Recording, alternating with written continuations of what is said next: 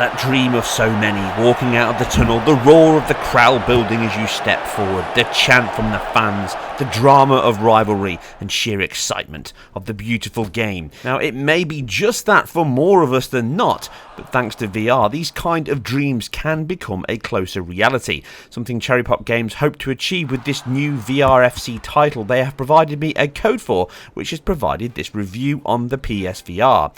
But is this a championship contender or a third division regulation?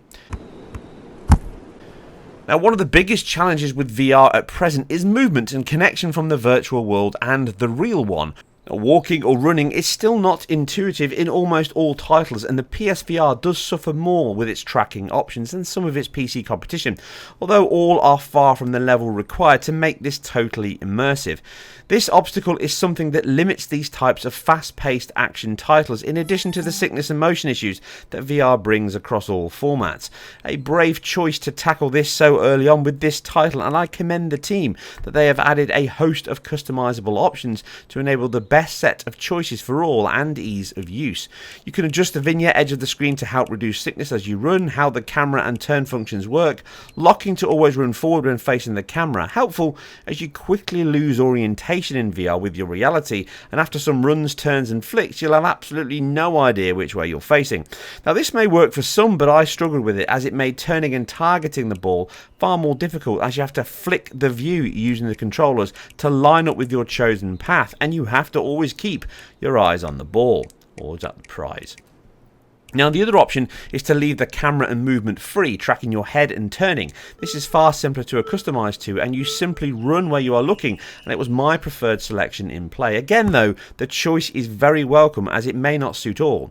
Now, in addition, you have to press the pass button that can call your AI teammates to help pass the ball to you when possible, and these are all mapped to the face buttons on the Move controllers. The reason for this? Well, these are your only means of locomotion in the game, swinging them back and forth as if you're running, causing your character to run in your chosen direction.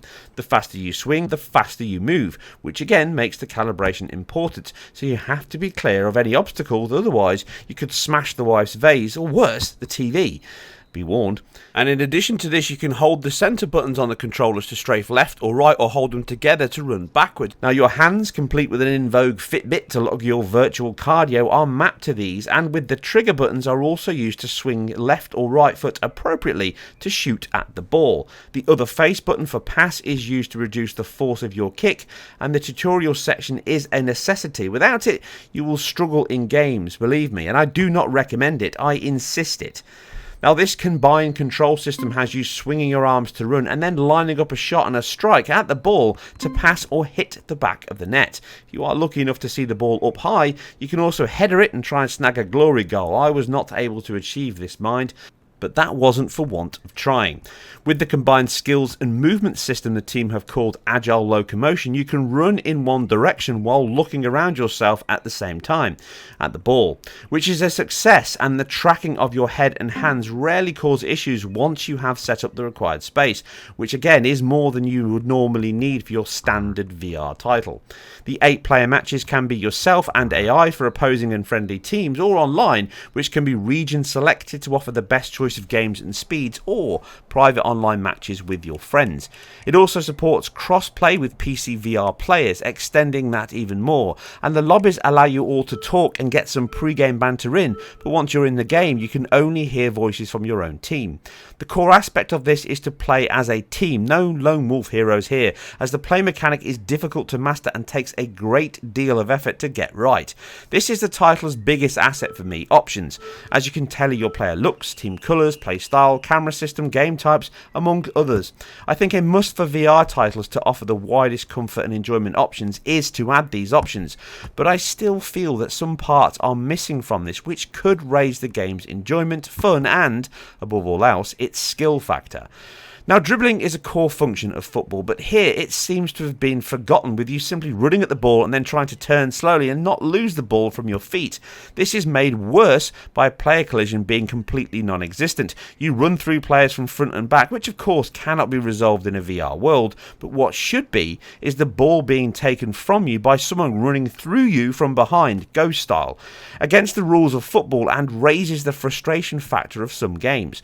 The counter argument, of course, is the game game is designed for tip-tap, fast-passing football, but due to the lack of precision on passing and receiving, even that is far from as fluid as hoped. A simple fix for this, or at least an improvement, would be to lock the ball to your feet, allowing free running once you have the ball. This could be automatic or require a press of a button once received to lock it to you. Then tackling could be the need to run at the player with the ball and click the trigger at the same time or within a time frame, i.e. distance of player, to grab it rather than being automatic. My issue with this is that in many games I felt helpless, running around like a headless chicken at players to get the ball, and when I did I would lose it trying to turn around or simply hoof it away. The invisible walls of the pitch edge can make the game constant, and it's a nice inclusion, but the other option was to lead a player up for a run, but the AI in your team always seems to be less aware than on the opposing side. Goal hanging will not work, as your team rarely get up to the side, and if they do, their passes are just simply another hoof up pitch. The end result is I became frustrated with this lack of control. Playing with humans on your team does improve this massively, and is where the game's core target is aimed. They need to factor in the two styles of play though, as even online it's not always full of Premier League stars. They have picked a strong engine in Unreal Engine 4 to power this, and although VR requirements will always limit the potential, the image quality is good in the headset, likely 1080p on the PS4, maybe even higher. The details are adequate for the aims, and player models have that Xbox avatar-like quality, simple skin maps, expressions and low polygonal surroundings within this urban-based football pitch deliver a convincing arena to play within, with enough detail to allow your eye to wander when you await your next chance at glory. But even for VR titles, they do not stand out, but as I say, they serve the purpose well.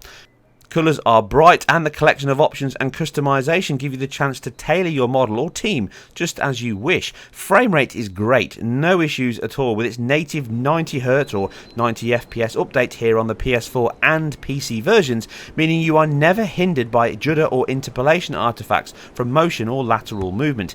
It helps give the game a clean if bland look and leaves any sickness down to your personal disposition and length of play. Word of warning though is be careful when standing up when playing, which is advised. As with the turning, running and faster movement, I did almost stumble a few times from disorientation, but again, your mileage may vary.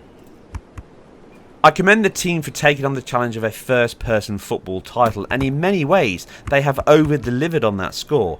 It's let down by the weak AI, difficult to impossible dribbling and lack of precision required for such a title.